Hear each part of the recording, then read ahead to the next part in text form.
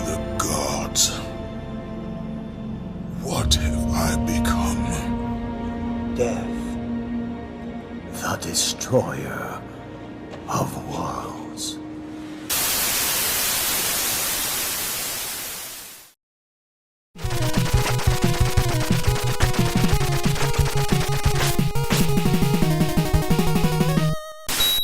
Video games have evolved tremendously over the last 50 years.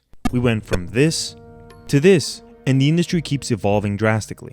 One aspect that the industry has improved upon is the stories told within video games. Video games don't just have simple narratives anymore. Nowadays, they often rival or even surpass Hollywood blockbusters. One of the best characters in all of gaming history has been Kratos from the God of War series. The new God of War games are masterpieces of storytelling, but fantastic narratives have been a part of the series since the beginning. Although Kratos is definitely a good guy now, his days as the Ghost of Sparta make the topic much more complicated. Welcome back to Shade Cinema. My name is Chris, and today I'll be looking into Prime Kratos, his story, his motivations, and his mentality, and try to determine whether or not the Ghost of Sparta is evil. But before we can start dissecting his actions, we must look at his story from captain of the Spartan army to his coronation as the God of War.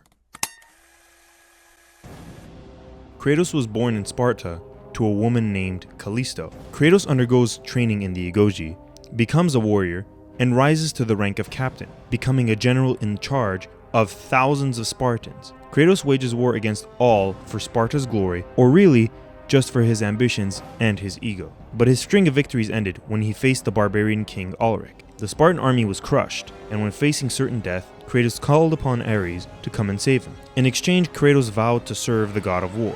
Ares came down from Olympus and made quick work of the barbarian horde. Ares marks Kratos as his servant by brandishing him with the blades of chaos forged in the underworld, burning the blades as chains into his forearms. Kratos uses his new weapon to kill Ulrich, and he begins his journey as Ares' champion, a decision that will haunt him for the rest of his days.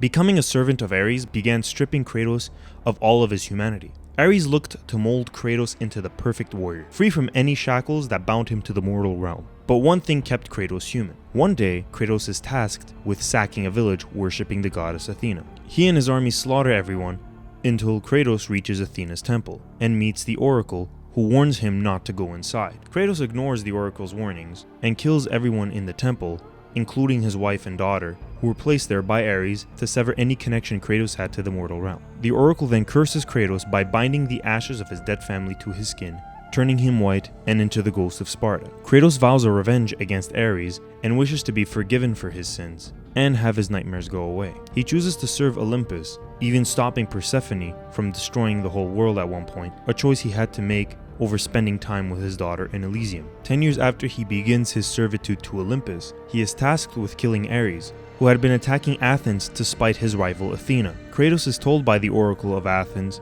that to kill Ares, he has to open Pandora's box, which houses the power to kill a god. Kratos makes his way to the box, and right when he was about to open it, Ares launches a spear from Athens into Kratos, killing him and sending him down to Hades. Goodbye, Spartan. You will rot in the depths of Hades for all eternity.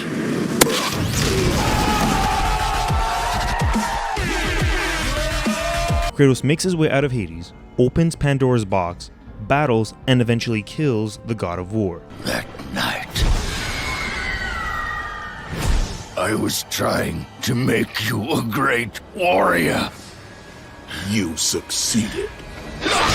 He then asks Athena to rid him of his nightmares, but the gods only agreed to forgive his sins, but not to forget them. Feeling abandoned by the gods, Kratos jumps off the edge of a cliff and into the sea. However, he is saved by Athena, who offers him Ares' seat on Mount Olympus. Kratos reluctantly takes the post and becomes the new God of War. Over the years during Kratos' reign as God of War, he becomes more isolated on Olympus. The gods began to shun him as Kratos became more and more antagonistic towards them, and Olympus feared what Kratos might do to their rule. Kratos had also started to lay siege to many Greek city-states by supporting Sparta in battle, even joining in battles like he did during the siege of Rhodes. However, just before Kratos joined the fight, Athena warned Kratos not to anger Olympus any longer. Kratos ignored her warnings and joined the battle in Rhodes. During Kratos' fight, an eagle descended from Olympus, stole some of Kratos' godly powers and transferred them to the Colossus of Rhodes. During his battle, Kratos is gifted a weapon from Zeus, the Blade of Olympus, the most powerful weapon in existence to defeat the Colossus. But there is a catch. To use it, Kratos had to drain the remainder of his godly powers into the blade. Kratos drains what's left of his powers into the blade and defeats the Colossus. But by using the blade, Kratos becomes mortal again and gets badly hurt at the end of the fight, which gives Zeus the perfect opening to strike. The eagle that stole Kratos' power beforehand was Zeus, and he planned to take Kratos down before the ghost of Sparta got too powerful. Why are all the gods such vicious cunts? Zeus kills Kratos with the Blade of Olympus, but not before Kratos vows to make Zeus pay. Kratos dies and then gets taken to the underworld, where his journey takes a fateful turn. As Kratos went down into the underworld, he was visited by the Titan Gaia, who wanted to join forces with Kratos to destroy Olympus. But the Titans had been defeated by the Olympians thousands of years ago and were either banished or killed by Zeus. So to recruit them, Kratos had to find the Sisters of Fate and convince them to use the Loom of Fate to turn back time before the defeat of the Titans so that Kratos could recruit them for a fight against Zeus. Kratos escapes the underworld and travels to the island of creation. After besting some of the greatest warriors in Greek mythology, some in a very brutal way, he reaches the Sisters of Fate, who refuse to allow Kratos to use the loom. So Kratos turned around, walked out, accepting his fate, and just kidding, he kills all three sisters and uses the loom anyway. He goes back in time to fight Zeus when he killed Kratos in Rhodes, and he has a big climactic battle against the king of the gods. As he gets ready to strike Zeus down with the Blade of Olympus, Athena gets in the way and she gets hit instead. Athena tells Kratos that she saved Zeus to save Olympus, because Zeus himself is Olympus. She explains that Zeus had killed him out of fear beforehand, a fear similar to the fear that befell Zeus' father, Kronos, which started the great war between the gods and the Titans. Athena reveals that Kratos is compelled to kill Zeus because Zeus is his father. When it comes to one-year-old Kratos, you are the father. She tells him that all of the gods on Olympus will stand in his way to protect Zeus. Kratos vows to destroy all who stand in his way. He then uses the Loom of Fate to bring the Titans to his timeline, bringing the Great War to Olympus' doorstep.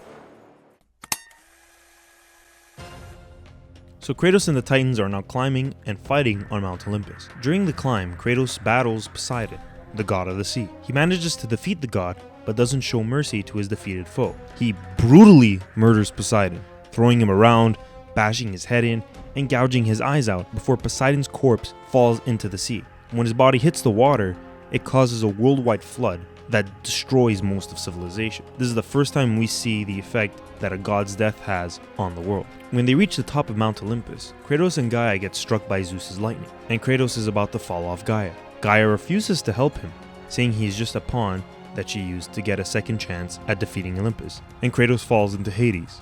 While in the underworld, Kratos comes across Athena, now in an ethereal form. She reveals that she supports Kratos' cause and helps him throughout his journey, which is weird because she died protecting Zeus. You sussy bata! Either way, Kratos makes breakfast, lunch, and dinner out of the Olympians, which causes all sorts of chaos. The death of Hades leads to the souls of the underworld to roam Greece freely, the beheading of Helios leads to the disappearance of the sun, the mutilation of Hermes leads to the release of a deadly plague, and the death of Hera leads to the death of all plant life. Simply put, killing the gods had massive consequences on the world, but Kratos didn't care. He just cared about getting his revenge on Olympus. He also killed some titans like his grandfather Kronos, and got revenge on Gaia by cutting her arm off and letting her fall to her death.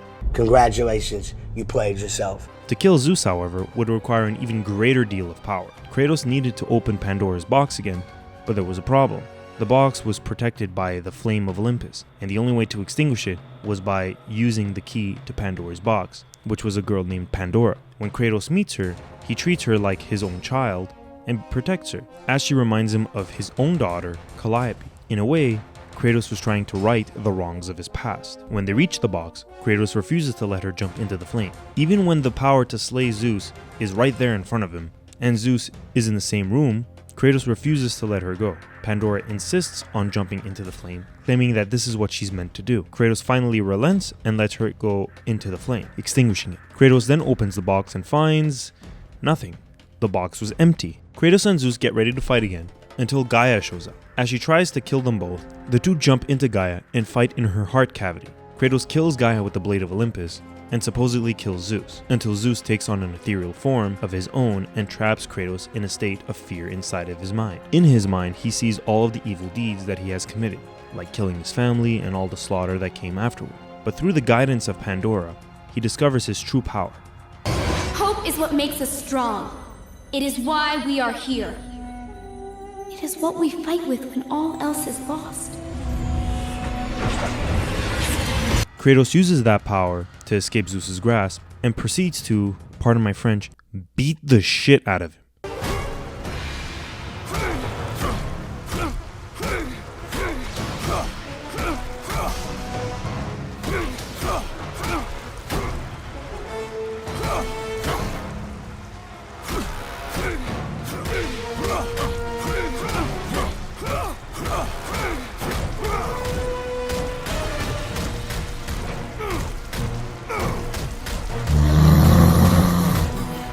After about 5 minutes of unprotected shots to the face, Zeus dies and the world descends into chaos. Athena appears again and reveals that when Zeus placed all of the evils of the world inside Pandora's box, she also put the power of hope alongside it to counterbalance the evil within, and that now Kratos wielded that power. She asks for the power back so that she can become the new god for humanity. Whether out of mistrust or spite, Kratos refuses to give Athena the power back, stabs himself with a blade of Olympus, and releases the power of hope to the rest of the world. Kratos dies there on that cliff, but Athena is angry.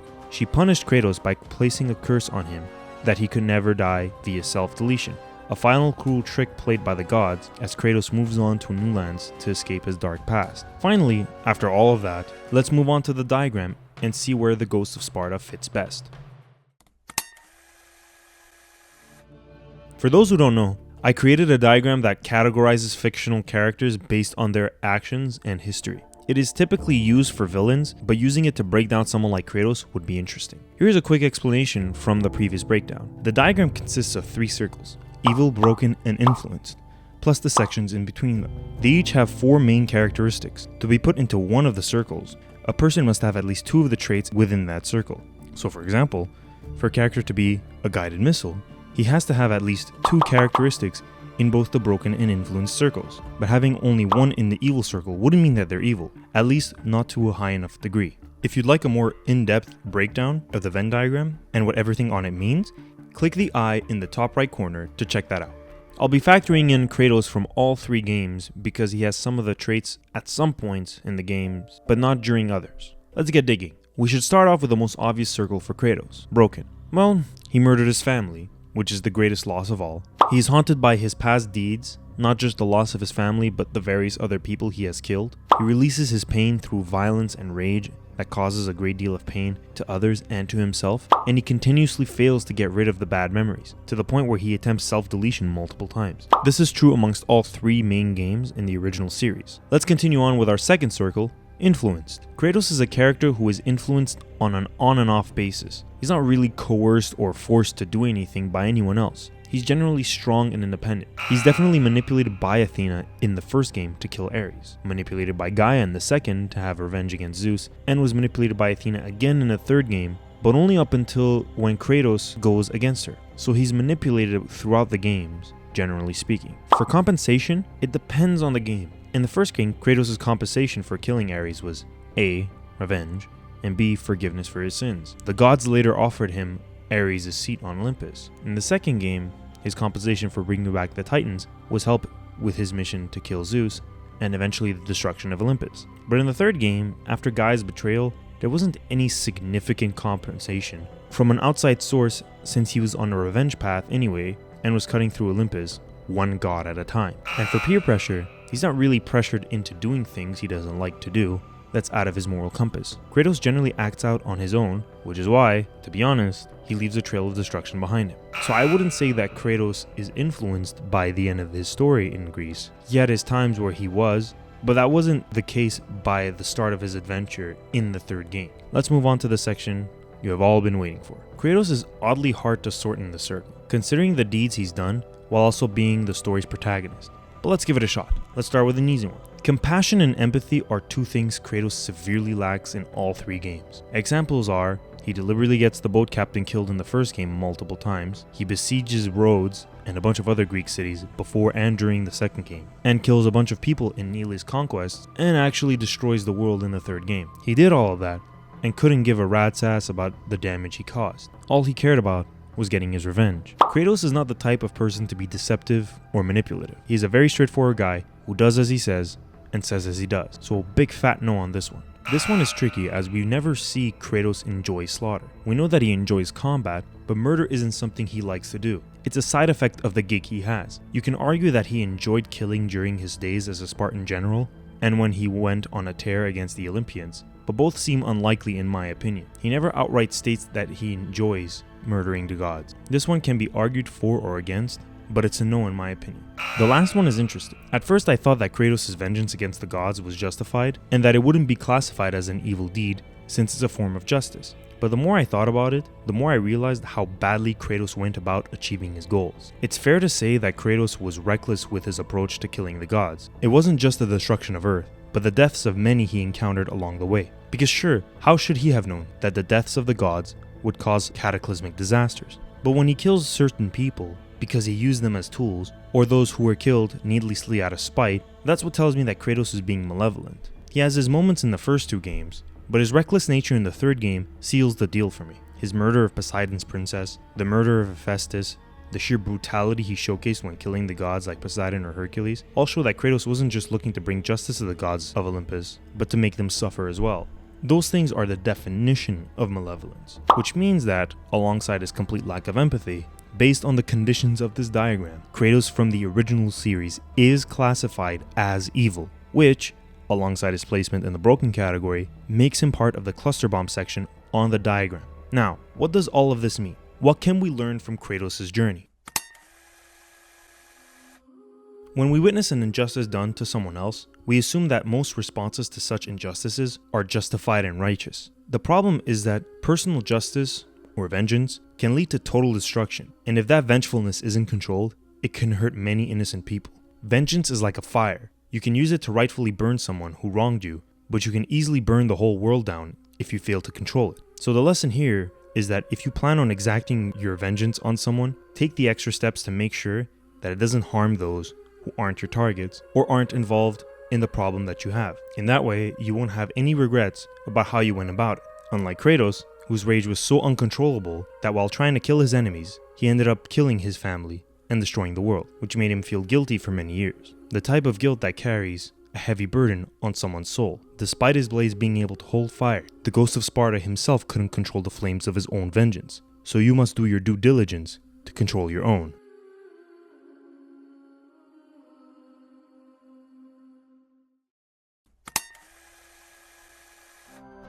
Thank you guys for watching. Please leave a like, subscribe for more, and also comment your thoughts down below. I respond to every comment. Also, comment down any other characters you would like to see analyzed. If you would like to watch the original What is Evil video, with 7 characters analyzed and placed in the diagram, click the link on the right side of the screen.